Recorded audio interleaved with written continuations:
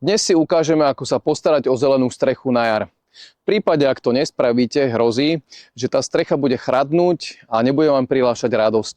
Celá vaša investícia môže výjsť na nivoč. Údržba zelenej strechy závisí aj od toho, aká vegetácia sa tam nachádza. Momentálne sme na streche, kde máme rozchodníky, trvalky, trávy a kvitnúcu lúku. Každému musíme venovať svoju pozornosť. Dôležitou vecou je odstránenie najmä suchých častí. Po zime môžete zaregistrovať, že vaša strecha je trošku vyprahnutá. Je to tým, že niektoré typy rozchodníkov sa sťahujú do zeme a vychádzajú až na jar. Preto si treba dávať pozor, kam stúpate. Neznamená to, že ich hneď zabijete, ale je lepšie, keď tie rozchodníky nepošliapete úplne. Čo sa týka suchých častí, po zime môžete nájsť odkvitnuté kvety rozchodníkov alebo trvaliek. Tie musíme odstrániť. Takisto odstránime aj suché časti bylín a trvaliek. Odstránime tak aj riziko požiaru a uvoľníme priestor pre nové rastliny. Po zime takisto kontrolujeme aj drenážne pásy.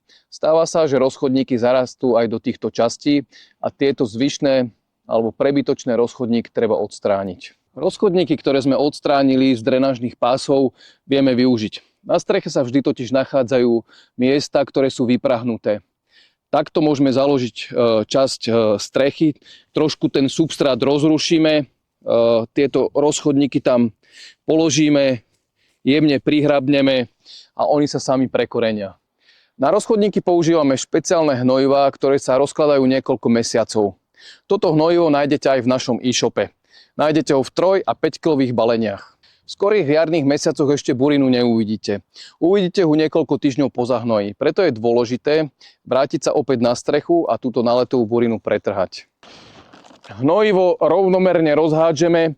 Hnojí sa zhruba 30 gramov na meter štvorcových. To znamená, že na 100 metrovú strechu použijete zhruba 3-kilové balenie. Dôležitým krokom po zime je aj kontrola vpusti. Pokiaľ na vpustiach máte takéto inšpekčné šachty, šachtu odkryjeme a skontrolujeme, či vpust je čistá. Ak sa tam nachádzajú nejaké nečistoty, tie vyberieme a veko znovu zavrieme. Ako ste mali možnosť vidieť, údržba zelenej strechy na jar nie je žiadna jadrová veda. Je to taká psychohygiena. Niekoľko hodín strávite na streche, vyčistíte si hlavu a následne si môžete celý rok zelenú strechu užívať. Za to sa vám odmení krásou a môžete sa z nej tešiť.